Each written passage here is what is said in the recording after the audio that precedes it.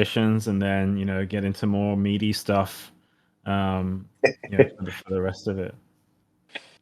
Yeah, that's right. So for the record, for everyone who's here today, today's event is being recorded and will be shared on YouTube later on. So I say we can start by a small introduction for maybe every new members that joined since our last Heroes Hangout, and maybe Max, you could start. Yeah, sure. A quick little introduction about the project for people who aren't quite aware yet is we're building a team-based competitive shooter, and it's where cats pilot these giant mechs. We've been building since the end of 2021. We're kind of like an OG Solana gaming project. We've been fairly heads down over the past 1 to 2 years, and now we're well positioned with the product that we've built, with the features that we've built under the hood, to come out swinging basically in Q1 2024 as well as the rest of the year. The goal being to firmly establish ourselves as the flagship team-based hero shooter on Web3, at least in the Solana ecosystem, but hopefully across all of Web3 ecosystems. And that is our goal, to be known as that game. And what Max isn't saying is that he also has a lot of cats, right? in fact, I think you got a new one since our last Heroes Hangout, right? Yeah, I've got 5 cats at home. It's becoming a little bit of a zoo, and they're really cute, but they poop a lot. So you probably don't want to think about the litter box situation. All the cats are pretty territorial as well. They like to have their own privacy. So it's basically like a cat zoo at home, but they're really cute, and they're very naughty and mischievous. I mean, that's kind of the inspiration behind the game, right? Like I've always kind of loved that nature of cats. And initially, it started off as just kind of like a fun idea. It's like, hey, I really like, I grew up watching anime, I grew up reading manga, I really like Evangelion. And I mean, that's kind of like the first anime that really got me into that when I was a kid. And then I just kind of, well, what if instead of the kids, put my cats in? And that's kind of how it all started. It was a bit sort of, yeah, like a whimsical idea in the beginning, but it's eventually, blossomed into this really strong creative IP that we've spent a lot of time sort of refining internally in the team. And in my opinion, it's going to pay off in a big way, because a lot of Web3 games out there, especially the ones that kind of look good, I guess. So, we won't talk about the ones that don't really look good at all, but the ones that look good, a lot of them, whilst their gameplay might seem interesting / exciting, I feel like the IP is very like not memorable, for example. So, I just like many gamers enjoy a good shooter. There's a lot of military shooters on Steam, a lot of sort of realistic military shooters, and obviously the big one being Call of Duty, Battlefield, those type. And, I see another military shooter in the Web3 space. I'm like, yeah, it's cool. Some of the gameplay looks great and it's realistic, and we are all on Unreal Engine 5, right? But at the end of the day, like I don't feel anything to the characters. I don't feel anything to, the main character, some guy called Bob, right? And no one really knows who he is, and he looks very generic. And it's the same with the whole cast. And I'm like, well, why would I invest my energy into knowing these characters? I mean, gameplay is one thing, but I grew up playing games like Mario and Zelda and Final Fantasy, and these games not only had great gameplay, but characters and soundtracks that really, even to this day, leave a lasting impression. And ultimately, why it's done that is because it creates this sort of emotional connection through the IP and through the creative. And I think that's where our project will shine, because we have this very unique IP that's obviously never been done before. And through the cat identity, we can leverage all of these whimsical, emotional connections with our viewers. And it's funny because the internet has had this massively long love obsession with cats, right? I mean, you look at Reddit cat r/cats, and it's this crazy community, and then you look at r/dogs, right? And it's not as big. And it's funny because there are in fact more dog owners than cat owners in the world. But on the internet, the tables are turned, and it's because cats are so interesting. They're funny, they're naughty, they're cheeky, and they're just so memeable. And I think that's an IP that's been largely untapped by the games industry. We saw it, I think it was about a year ago in Stray, where Stray came out. It was pretty indie kind of studio. They didn't do a huge amount of marketing, but because of the identity, it blew up. And I think, Yeah. we're really missing that from a sort of triple A esque competitive game that's, highly streamable, highly competitive, skills based. So yeah. Oh, I Yes, didn't Stray was intend on pretty doing fun. this whole spiel when you talked about cats, but yeah, Uh, couldn't help myself. I mean, it's okay. Stray was actually pretty fun, and let me It was tell great. you, for you guys listening today, that I've seen some playtest clips, and I can tell you that the IP that Max was mentioning is getting more and more unique every day. So I totally get what you're saying, and I think that we are going towards the right direction, and I hope that everyone will be able to see it for themselves. Yes, Uh, very but soon, very soon. We're close. But today we also have John and Gideon. John is our dev director. Maybe John, you want to say a quick words to introduce yourself? Sure. So yeah, I'm John.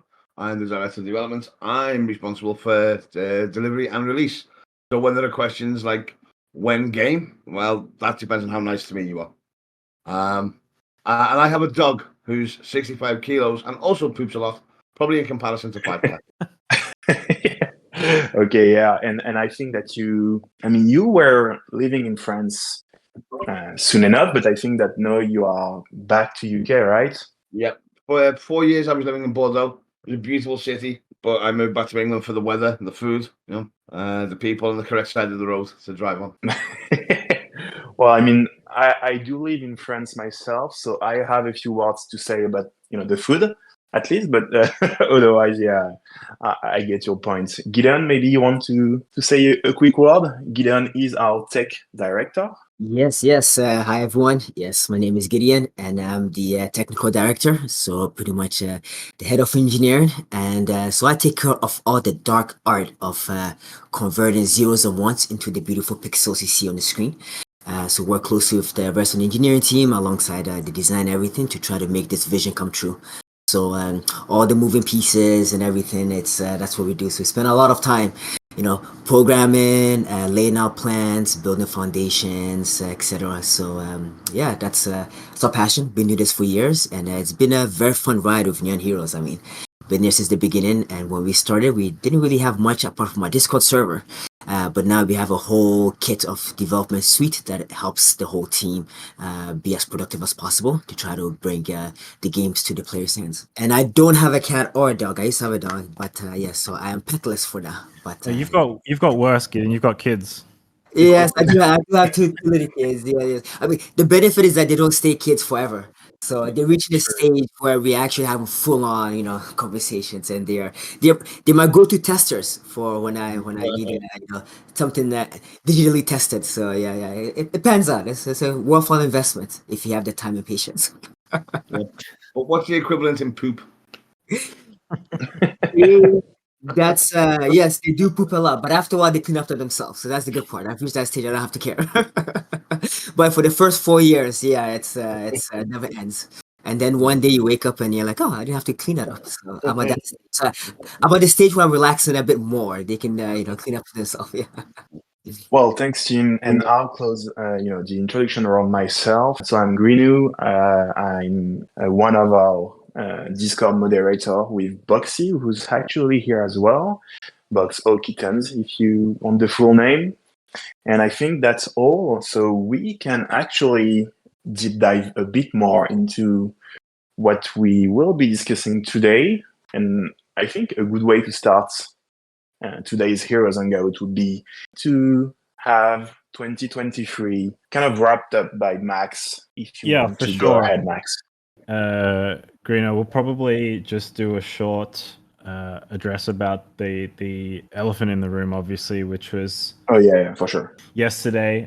For everyone that's here, for those who are unaware, although I'm sure most of you are, our Discord was the subject of a attack through a hacker. One of our accounts, Ari's account, ended up being compromised, and they did all sorts of stuff to the Discord. They went through, they did all sorts of damage. They deleted a bunch of channels. They posted scam links in our announcement, posing as Ari, our marketing lead. And that link took people to a website that drained their wallet of Nyans and Genesis Guardians, as well as some other stuff that were in those wallets. But I think doing a quick scan of the wallet activities, I think most of those other things were like meme tokens that didn't really have any value. But the Nyans and the Guardians for sure were some of them were definitely drained. And then what they did was they put in a few webhooks as well to keep sort of posting these announcements. Thankfully, Greeno and Ristretto and a few others were active at the time they noticed this happened. So I believe it was up for about 15 minutes or so, maybe slightly longer. They messaged me, and thankfully I hadn't slept yet. We went through together and basically, went through all the different channels. We obviously kicked the hacker. We, purged our Discord of all bots, even the benign sort of looking ones. We just got rid of everything, and then we went through all the channels, getting rid of the webhooks and things like that. We believe that it's secure. It's been about 18 hours since, and we haven't seen any further suspicious activity. But obviously, it's important to stay very vigilant.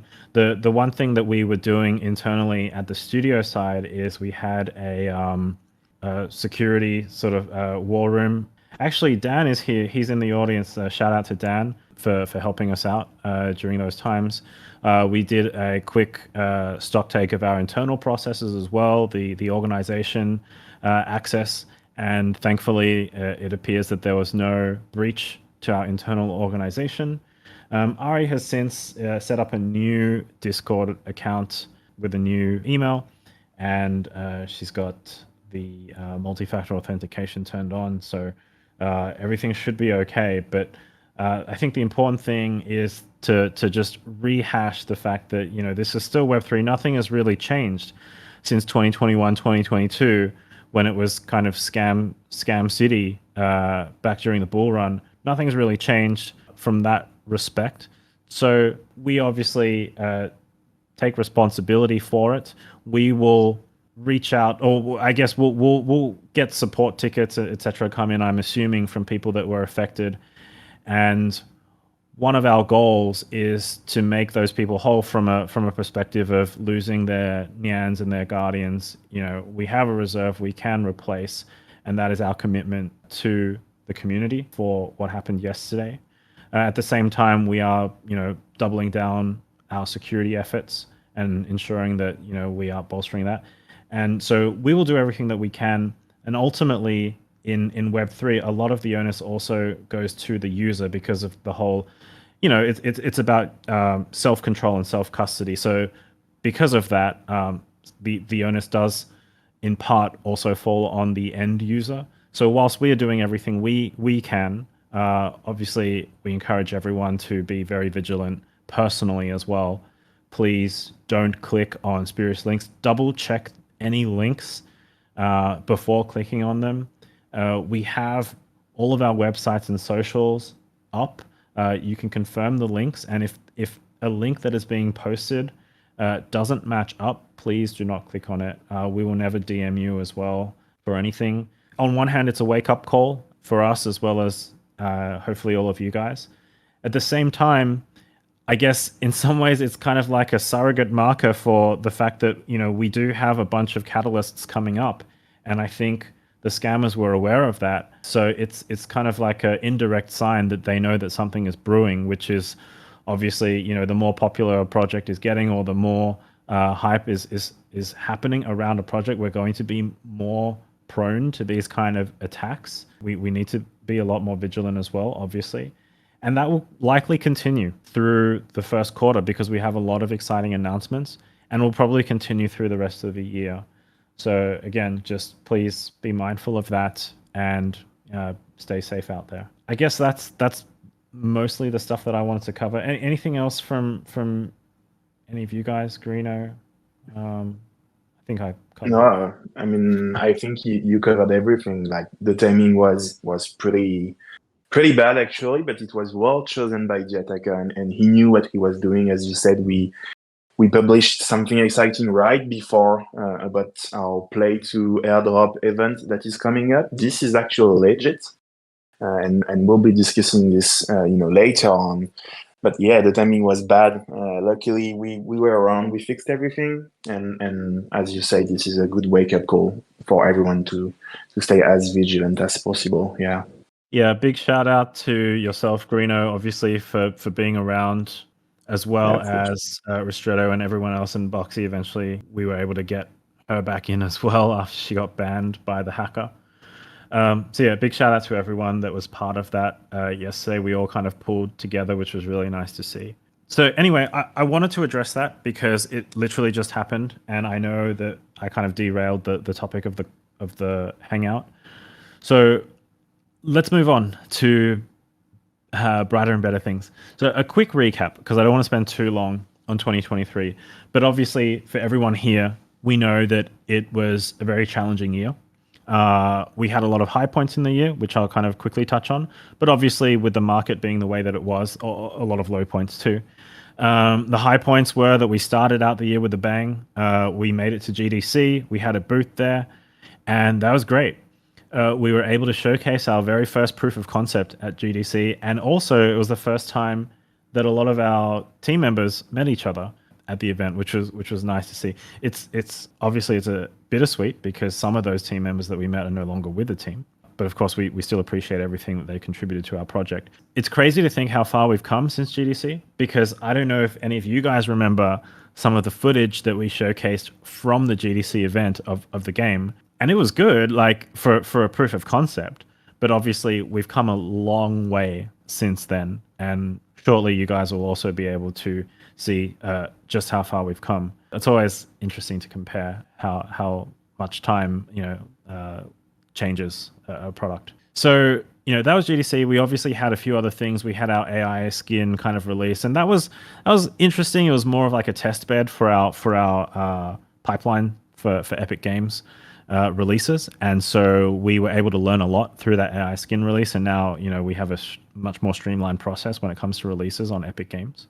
We partnered with Razer, which was really great. We also rebranded our logo, and we also redefined our art direction. We were kind of going in a direction that was very highly realistic as well, and that kind of didn't suit our brand and our creative vision, so we rebranded the art as well. And then we had a playtest in August, which many of you guys were part of, and we got some great feedback as well. Some bad, some good. We took it all on board, and we continue to iterate. So come Q4, and this is one of the low points, I guess, is we were looking at the runway, and we had a fairly decent sized team back then, and because we were sort of in the deep bear, we had to restructure the studio and essentially cut our burn rate significantly, which was the low point. Having said that, the team itself got a lot flatter. The departments got a lot flatter, and that actually, funnily enough, it improved many elements of our workflow in the studio. The communications pipeline became more solid. We were able to focus the team down more as well. And actually, we funnily enough, I would say we improved a lot of our efficiency in many areas. And then obviously the market was still fairly bad in 2023, but it started to pick up. So here we are in 2024. We've got a bunch of really exciting things on our roadmap. We just obviously announced the fact that we are live on the Epic platform with our storefront.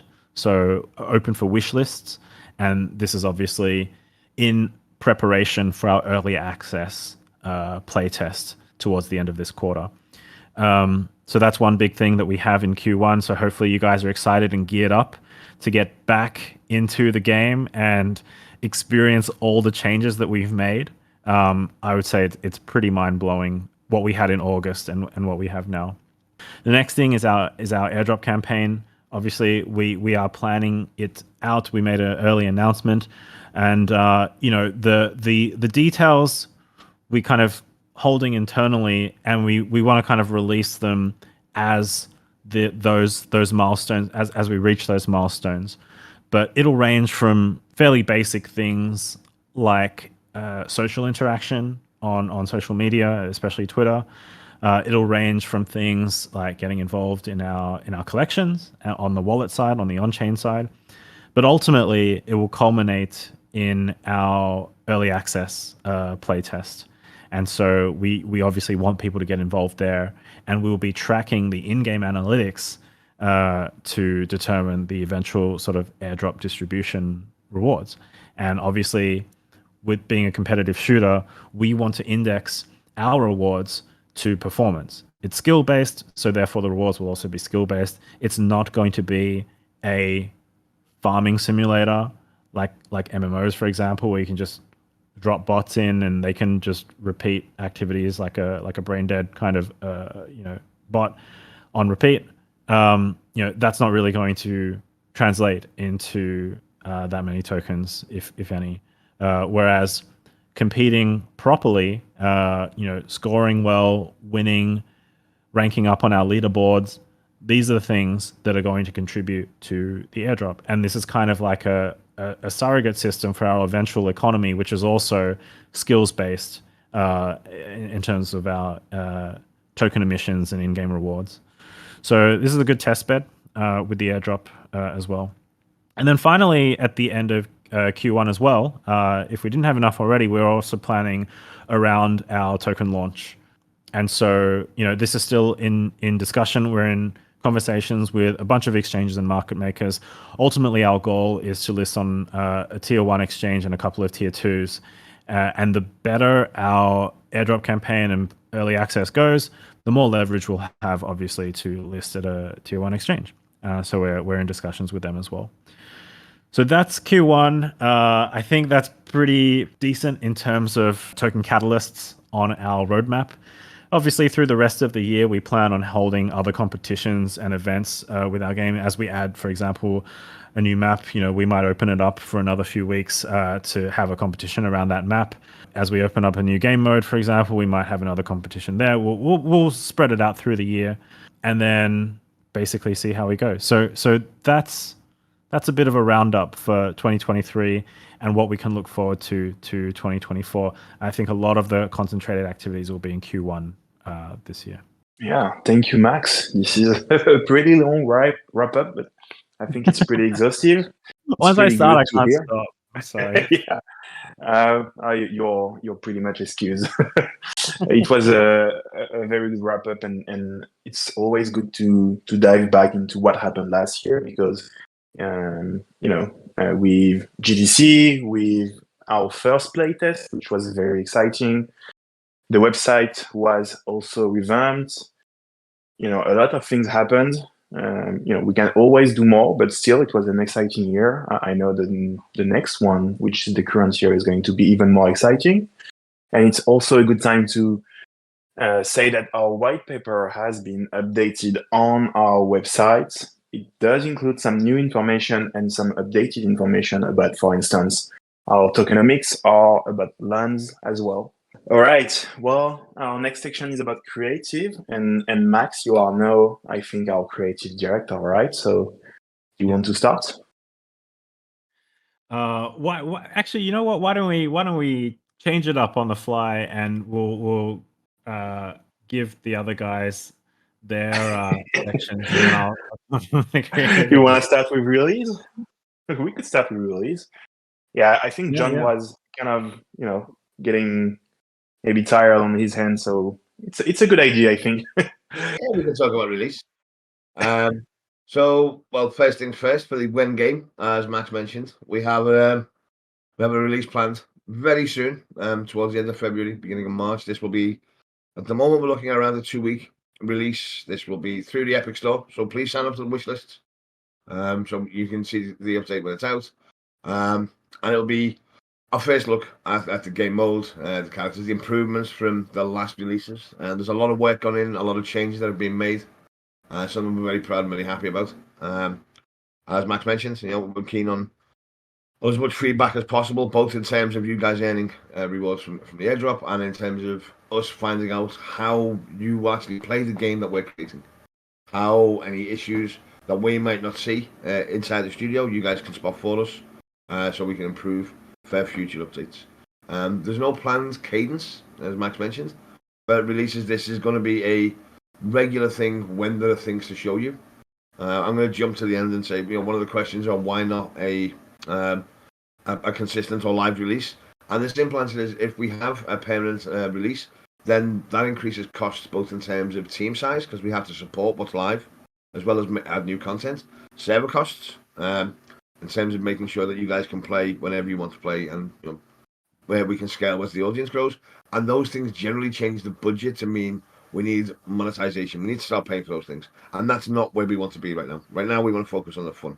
Right now, we want to make sure that our core game loop is exactly what will keep you guys coming back. We don't want to have to start thinking about how do we start paying the bills so that these guys can play it. It's too soon. It's not the company aim. It's not the product vision, but it would be a consequence of having a live release too early. So instead, you can expect sporadic, but muchly improved fixed time releases that will be announced for set reasons, as Max said, for either specific gameplay functionality or maybe compatibility or maybe spike testing on our servers or whatever they are. We'll be rolling them out when there's a purpose, so you guys know what you're getting, why you're getting it, and why we're doing it.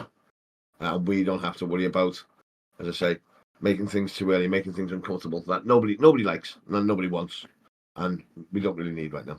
Thank you, John. Actually, this was one of our questions. It was asked by Cyrenex, but yeah, the question was if, just to make sure that everyone heard properly, why are we not having a permanent playtest instead of a very specific and limited time frame sessions? But yeah, this would be basically mainly, if I got everything right, John, because we are trying to save server cost, as this is very costly, and also we're just focusing on creating the game before everyone can really start to play, right? Yeah, it's not just server cost, it's maintenance of a live release. Once it's out, we need to make sure that quality is there. The new updates that are in development go in as soon as they're ready. Any issues that the users are facing, and we have to respond live. So you split the team in a team focus, or you increase the team size. And it's, as I say, one of these things can happen, but as soon as you start doing that kind of thing, then you start looking at recouping those costs. And it's not, again, it's the wrong mentality to have for the game that we're having. Fun is what we're focusing on.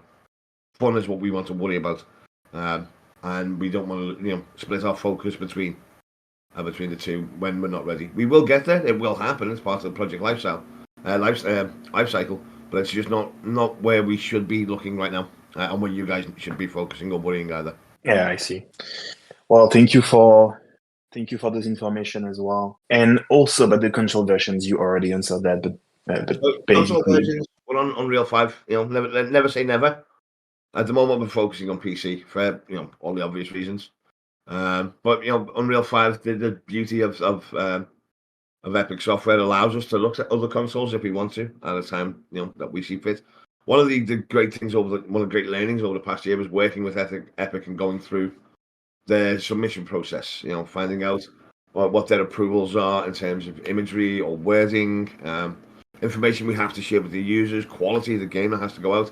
So the more we do these things, the more reviews we have to go through with Epic as well. So that's a learning curve. And again, it would be we're splitting the team if we start looking at multiple formats this soon. It's easier to get the game locked on one format and convert, thanks to Epic, than it would be to try and hit multi-stage development, multi-platform development, but multi-format releases right now. Yeah, I think it makes sense actually. Well, John said it already, but that's a good time to remind everyone that we are live on the Epic Game Store wishlist system, and every wishlist that we get helps us directly. So make sure to go and wishlist the game. This gives visibility and this supports us overall, right?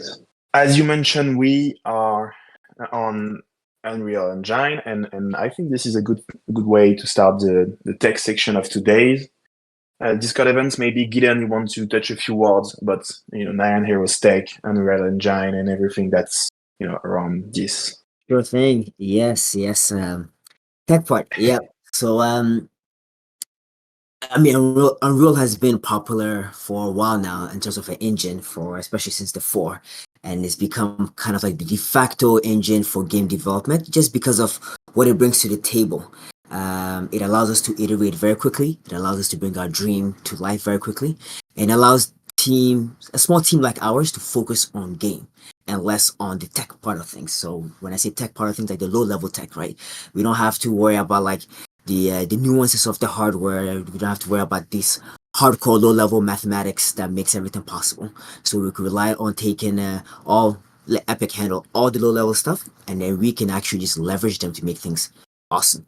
And with Unreal Engine 5, they've made a huge leap in the way that the process is implemented, right? So we have better graphics pipeline, so we could have more realistic or more artistic use of our pipelines. We could build bigger worlds, more complex worlds.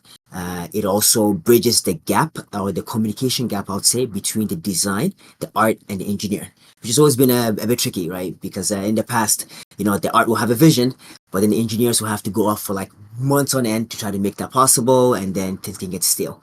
But in our process here, it allows us for very tight communication. So the way we work actually in Nyan Heroes is that the design and the engineering team might work very closely together, actually just like one-to-one. And we're able to iterate very quickly. So if they come up with an idea like, we want a level to be like, have a level that has like domination or king of the hill, right? The design team and the engineering team can quickly iterate over it. And in a couple of days, we could have a level up and running, able to test it and see if it actually works or not. So this has been a huge boon for us, and that is what has led us to be able to iterate very quickly. And as you've seen the game progress since we showed it at GDC, since we went live in the summer, and what you're going to see, this is all part of the process. For a small team like ours, which is about 30 people, we're able to leverage a lot from the engine. As John mentioned also, it's like, right now we're focused on the PC, but the cool thing is that since, the PS4 and the Xbox Ones, the bridge between the PC and consoles is much smaller. So you can afford to really just focus and get your game right on PC first, knowing that down the line, you're not going to have a major port to the at least a PlayStation or Xbox. The Switch is a whole different story. But so, yeah, our main focus right now is just focus on PC, get all the mechanics in there, get the pipelines and the tools.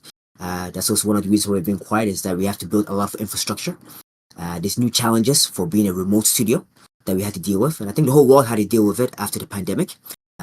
Having people in different time zones, making sure that we are able to connect efficiently.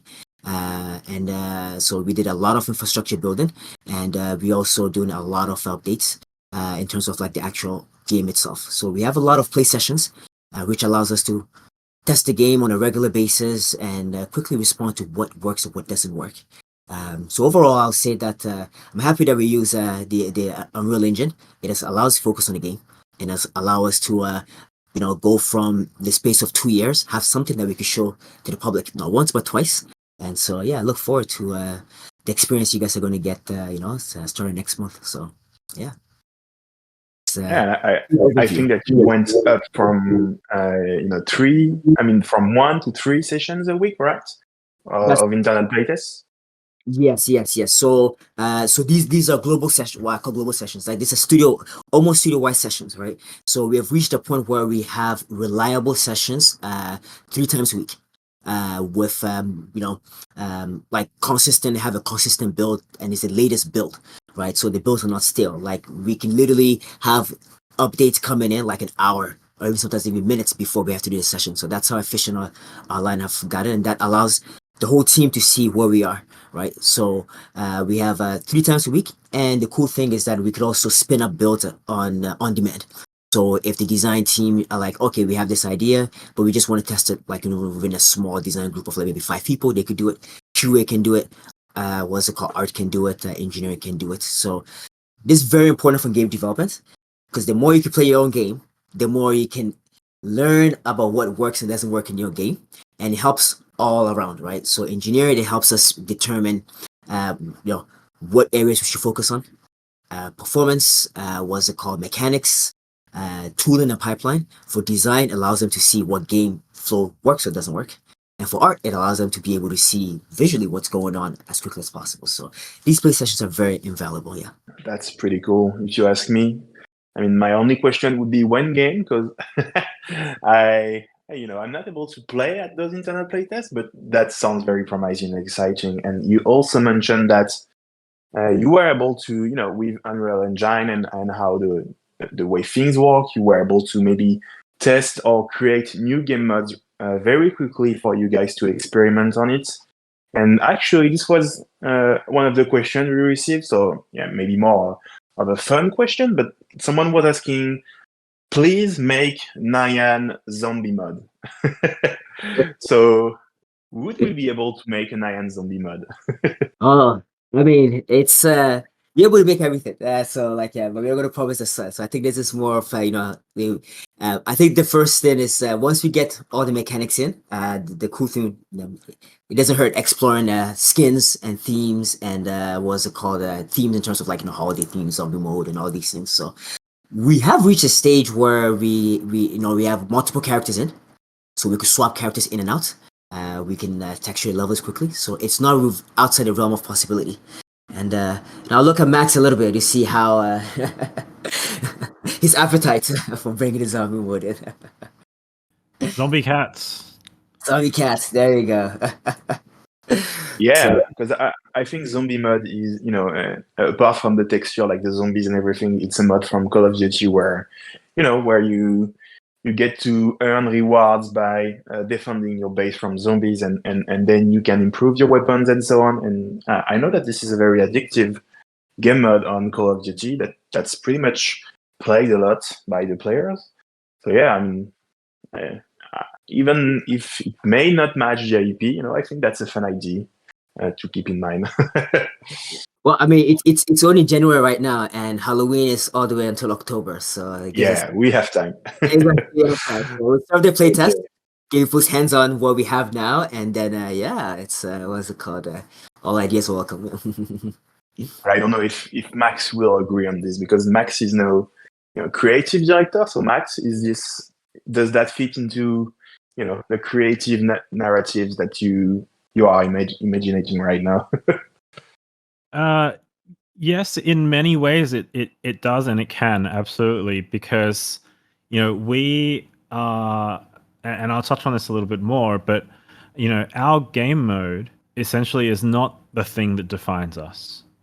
The thing that defines our game identity is the combat, the movement, the cat-like traversal, the verticality, the abilities, the characters, and the IP.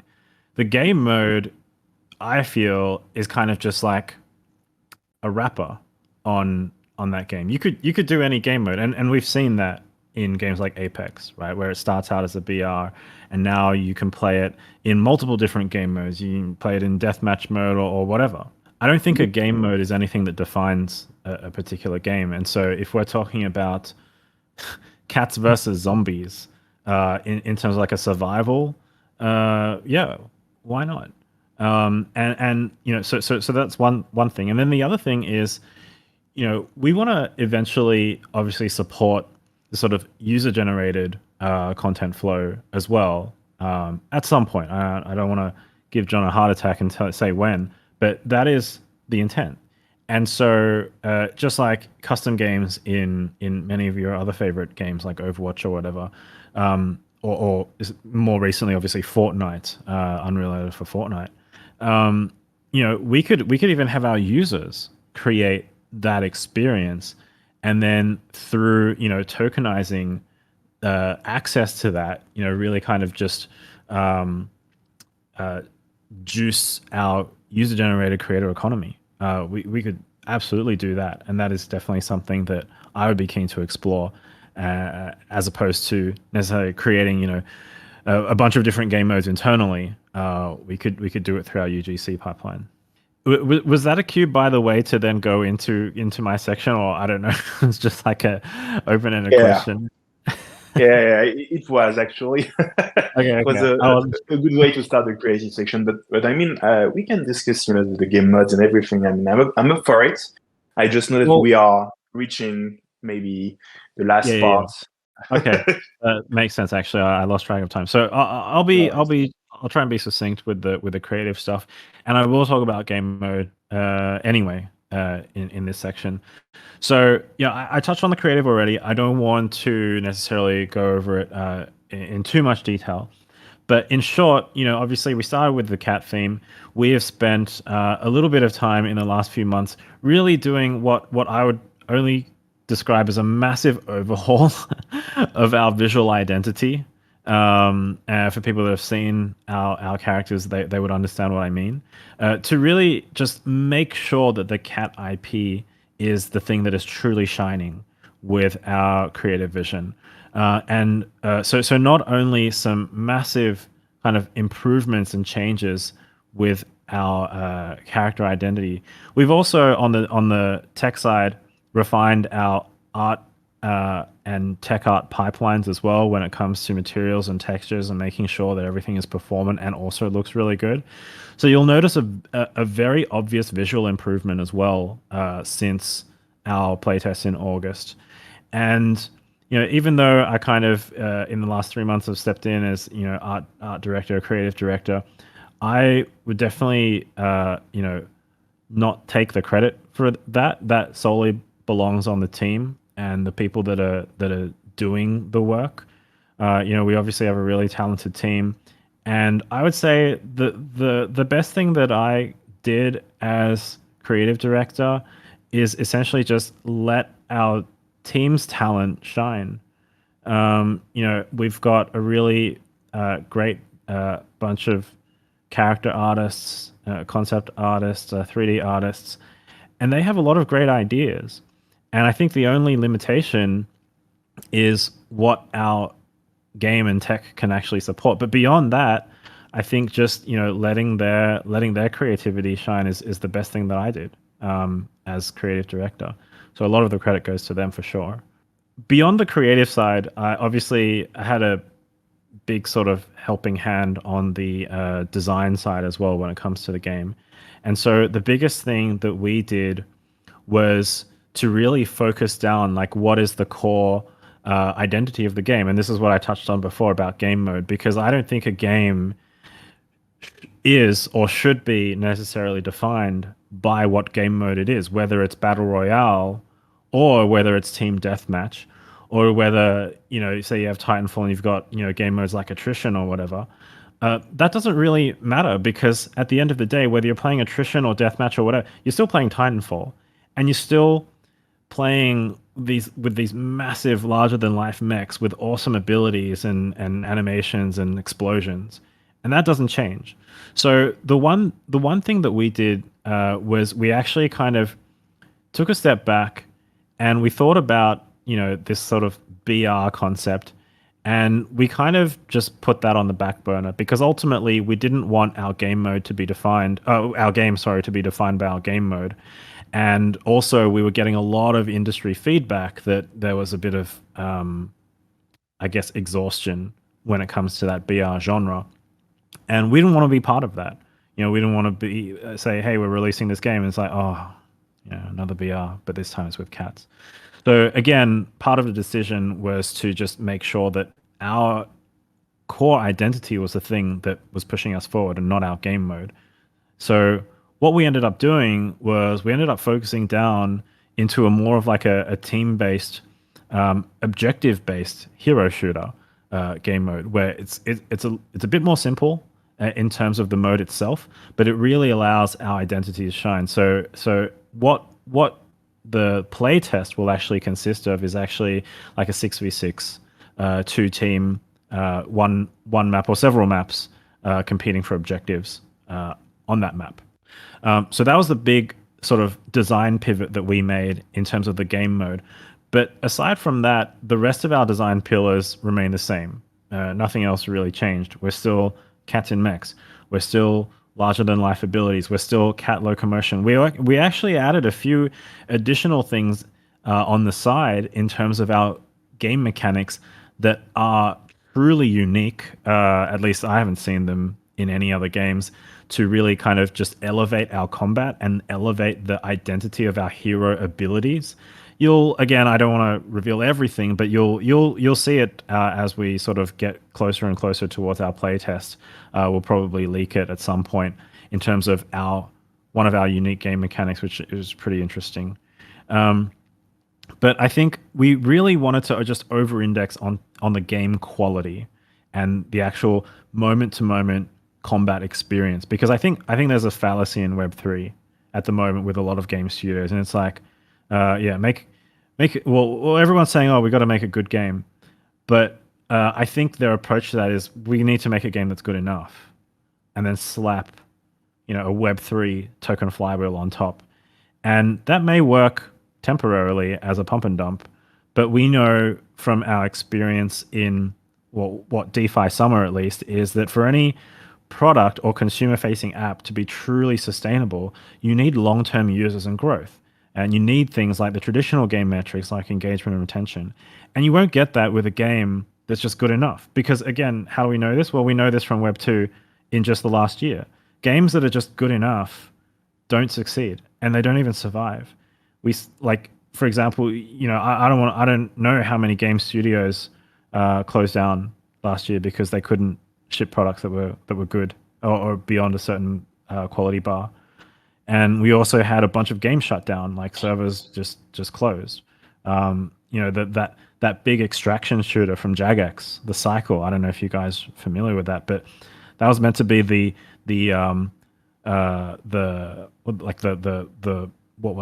Tarkov of mid-core gamers. But obviously that didn't work out. There was another one, Hyenas, I think. There's Creative Assembly and Sega. That one got cancelled. And then I don't want to even talk about the day before. It's just like a straight scam, wasn't it? Yeah, 2 days, I think, right? Yeah. But I mean, amidst all the shutdowns, all the game cancellations, all the server, shutdowns, as well as the industry layoffs, it's like we know that it's bloody hard to make a fun game, and you can't just, slap something together, create something that's quote unquote good enough, do sort of like a Web3 asset flip, we're the Call of Duty of Web3, and think that game is actually good enough for players to stay long term and to have long term user growth and engagement and retention. It's honestly, I think it's a bit of a joke, and so that's why we've indexed so heavily on game quality. And essentially in Web3, it's hard. It's harder in Web3 for game studios because you have to do everything well. You have to make a game that's good enough for long-term growth and sticky enough for users to actually want to engage and continue playing it. But you also need a solid, sustainable economy. And I think, that's the thing that a lot of these studios, I think they're missing the mark when it comes to game quality. They're just sort of doing something that's good enough, barely scraping by, and then slapping a flywheel on top. And that's not what we're about. Yeah, and I think that's an interesting point, sorry, because we also had a question from Willie, and I think that will be the last one because we are running short of time, but that Willie was asking how we are planning to achieve AAA quality, but having maybe a smaller team than the usual AAA studios, right? Yeah. So I'll just touch on this first. The AAA quality, it's a misnomer. AAA quality is basically the sales that are received, and you do that with a great game. A lot of these games that became AAA because they were great, and then they were established as AAA franchises, so they received bigger budgets to go out and make more money. But there's no such thing as you can't set a standard and say this is AAA. You hit AAA when the users tell you you're AAA, or you spend AAA and you lose money. We have an exceptional team with an exceptional IP, and everything we look at in the studio is with a AAA mindset, as in this will provide value to the users, this will garner interest, this will get the players coming back, and we'll see the AAA return afterwards. For the rest of it, we are an outstanding team who I've been in this industry forever. I would stand this team against any that I've worked with on any of the projects I've worked with, and that's where the AAA mentality comes through. The proof is in the pudding. You'll see we'll deliver a game that stands out not only in Web3 space, but in traditional space. And then that's how we get to AAA status, by you guys loving what we've done and us loving what we do for you. and we get there together. Yeah, Yeah, also, I totally agree with John. A lot of AAA at the moment is referring to budget, like marketing budget, user acquisition budget, or all of that stuff. If we're talking about the assets in the game or the look of the game, yeah, we make our assets using AAA pipelines, so it's going to look great. But if we're talking about what AAA means today, it's about the revenue and subsequent spend. So that's yet to be determined. Yeah, and to add to Max's last point there, when we're talking about, sometimes people refer to AAA in terms of like the visual quality or maybe the size of the game, and it's not. This is not like a pixelated mobile game. This is like high fidelity art and using Unreal Engine and having the art team and all the experience. Because I mean, the average person on our team has at least 5 years in the industry, if not more. So we do have a very very experienced team that have worked with AAA pipelines, and our pipelines are AAA. I mean, we are talking about having what's it called, 3 global play sessions. So we have like 20 people playing 3 times a week. We're using the latest features for Unreal 5, which Epic has done a great job to put AAA engine in the hands of any studio that's willing to take it on. So you don't have to be as big anymore. So you don't have to have like 200-man team to have something of visual quality. And we have done a lot. What's it called in terms of like our locomotion? It's high end. It's not our gunplay is very good.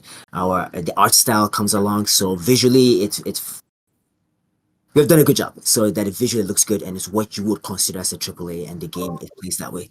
So and the pipelines back it up, and the engine also helps us achieve that. So on that end, yeah, you would have a good visual experience and also how do you say, mechanic experience that you would expect from a high fidelity game. Yeah. Yeah, that's it. You don't need a AAA budget to achieve AAA quality. Yeah. You need a great team and a great idea, and that's exactly what we have. I mean, this sounds, very, very exciting, obviously. I think that's a good way to end maybe those deep dives, because we are kind of running out of time, but we were able to deep dive into the creative, the release, and the tech side of things about Nyan Heroes. We have a playtest coming on, so, I know everyone is very excited to have their hands on the game. This will be coming kind of soon. And I know also that everyone is kind of waiting on some news about what's coming up. I has been teasing about a play to Airdrop event that is going to happen, and I think that's a good way for us to move into the last section of the Heroes Hangout, which is kind of looking forward about what's going to happen over the next few weeks. Maybe Max, you want to go into that? Well, I can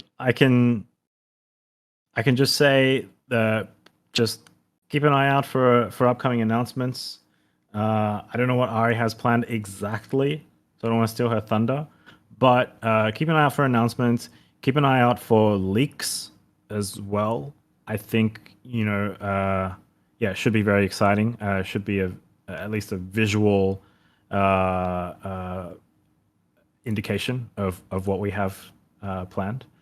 But otherwise, follow our accounts. Stay up to date with all the announcements. We will be releasing our campaign sort of in tiers. So each one kind of builds from the previous. So just make sure that you're following all our announcements and get excited, because we are internally, and we are very confident that we have something great on our hands.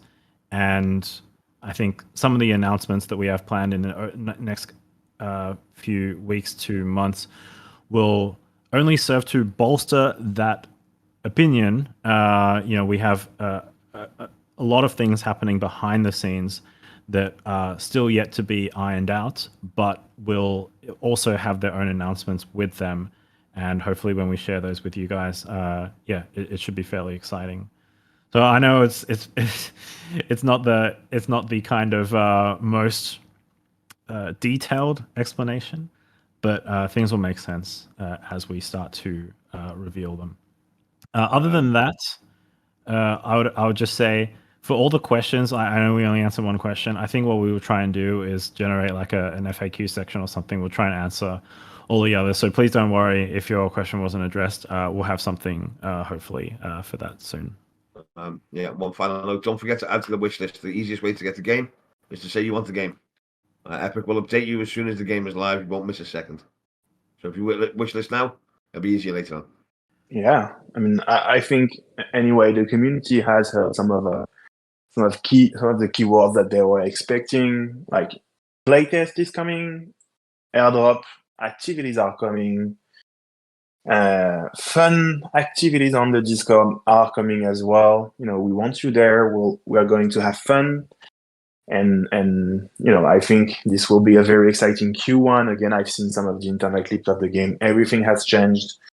I know that we had some hardcore playtesters on our August session that are eager to play the game again. So stay around. This is coming, and we want you to play the game. So yeah, I think this is going to be very exciting. We do have a lot of questions that were asked. I don't know if you want maybe just to go on one or two of those, maybe some that are kind of easy to answer, and then the rest will be answered later on. If I think we can do that. For instance, we did have a question about the classes, because we had 9 classes that were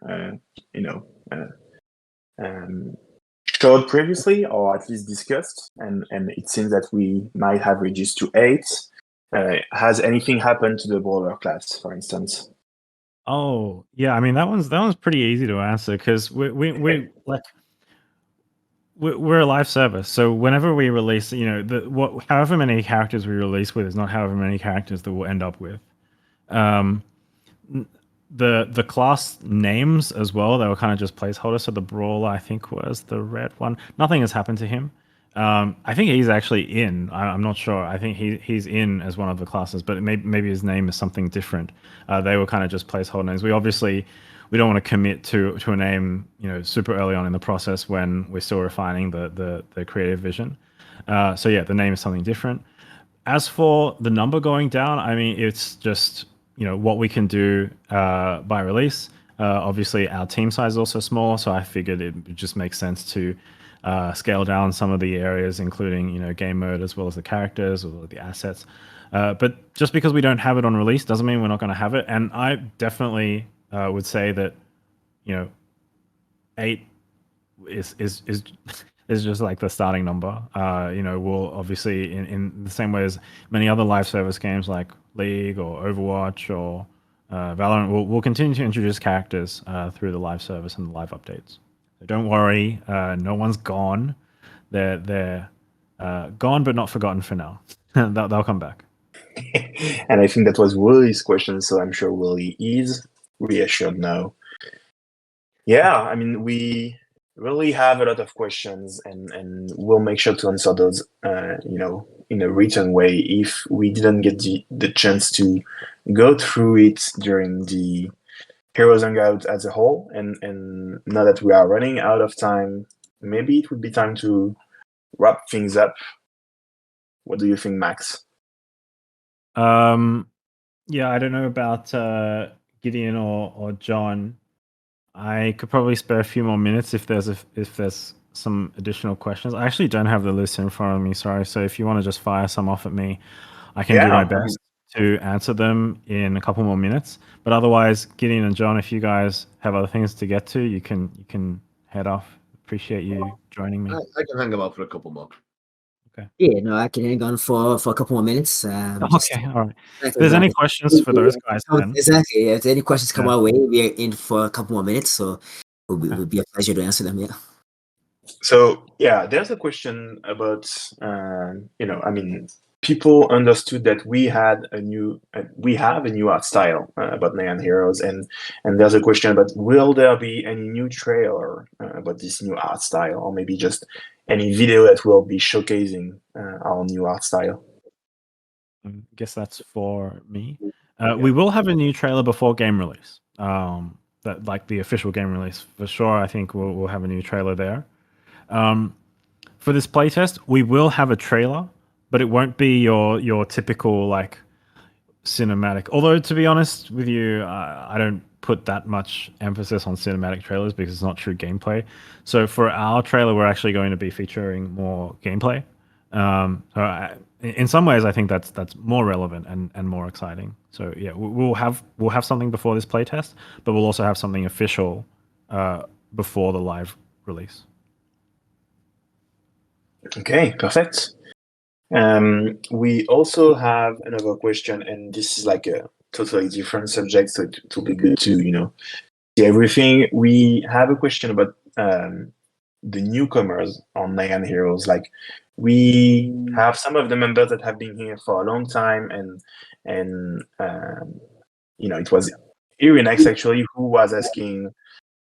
He's a newcomer, and he wants to know what's going to be exciting for newcomers, and what will really be exciting for newcomers. He says he cannot really buy any token right now. He doesn't really see rewards for newcomers as well.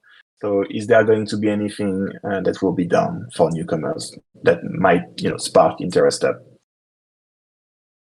Yeah, for sure. I mean, all the stuff that we have planned in Q1, as well as the rest of the year, that will be stuff for the newcomers.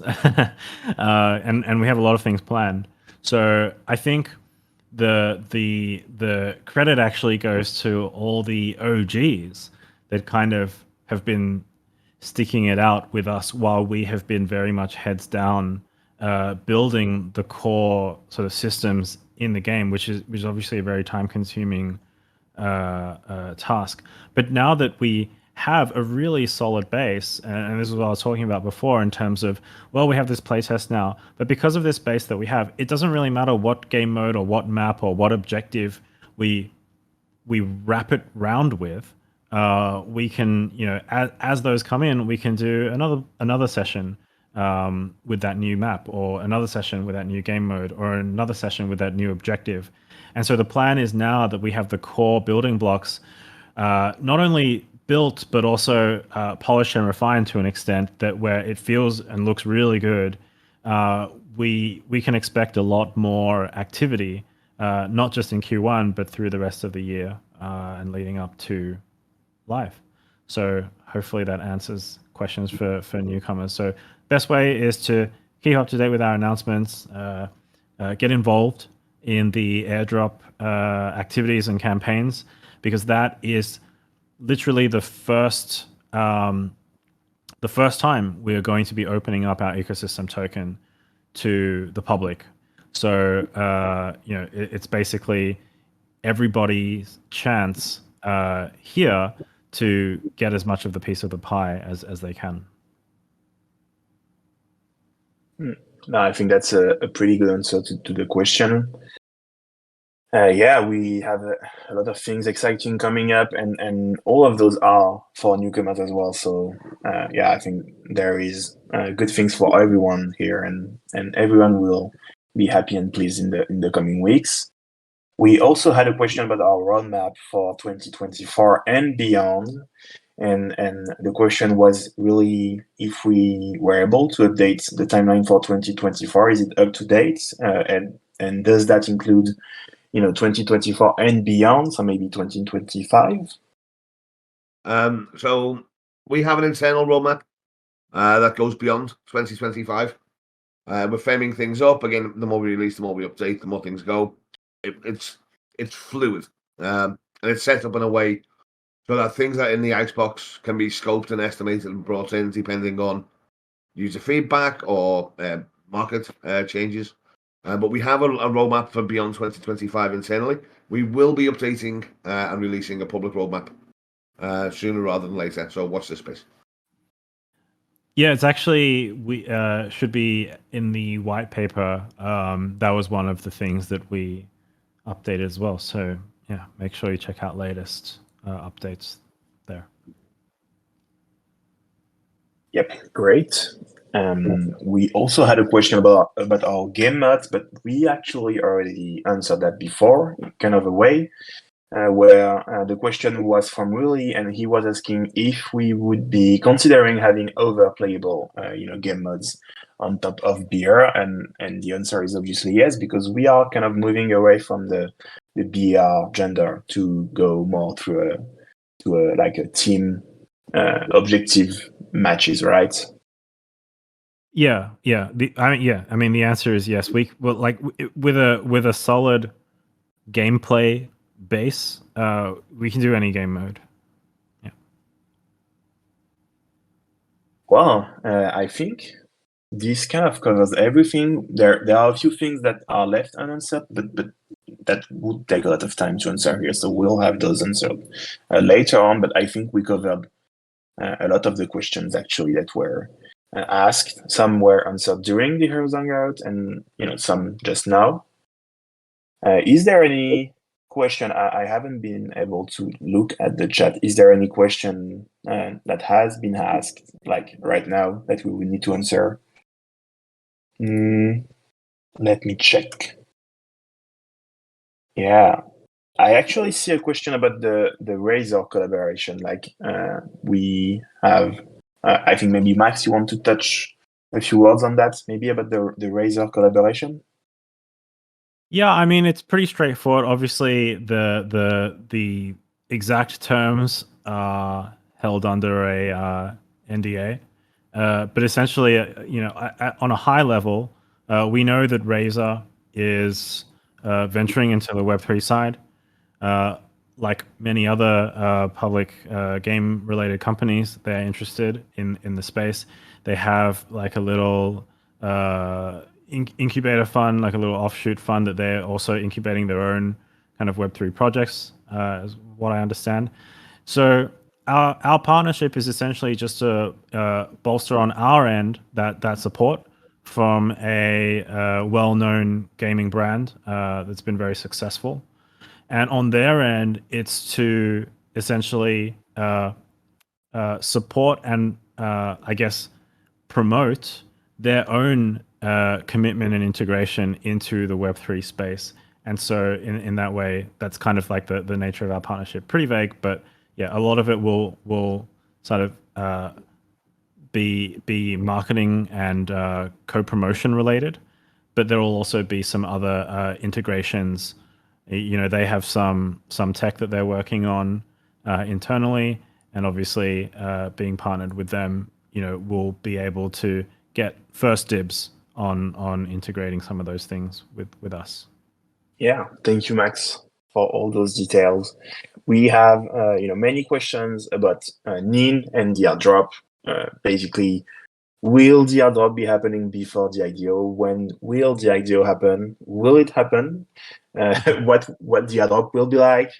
Any type of questions about the airdrop at all, actually. So maybe you want to just say a few words on that. I could just say very broadly that a lot of these things are moving targets because, whilst we're engaging with exchanges, we want to use the airdrop campaign plus our early access numbers and metrics to essentially get more leverage to work with obviously better exchange. The bigger the better. And so because of that, we didn't want to put a firm date line in the sand when it comes to working with these exchanges, because we have to be a bit flexible as well, depending on how the campaigns go. So what we do know, though, is the timing of the airdrop plus timing of the token launch is going to be fairly similar. Whether one is slightly before the other, I don't know if it really matters to the end user as well, because even if we do the airdrop slightly before, if we do it before the token launch, it's not going to have a value. And you can't do anything much with it. If we do it after the token launch, well, most of our airdrop activities will have already ended by then. So even though there will be a token launch and then the airdrop happens after, it's not like people can do anything about it. They'll just either see number go up, number go down, and they'll apply like a internal monetary value on the token. But our airdrop will also happen sort of behind the scenes anyway. So even if it's after the token goes live, as long as it's fairly close, I don't think it's a huge issue. Okay, thank you. And I think we could just get one final question, because then we are already running out of time. So someone was asking if Nine Lives was going to attend any public conventions in 2024, either gaming related or crypto related. There is Breakpoint in Singapore, I would say that there is very little excuse if I'm not there because I'm based in Singapore and it's Solana Breakpoint. So in terms of crypto conventions, yeah, for sure.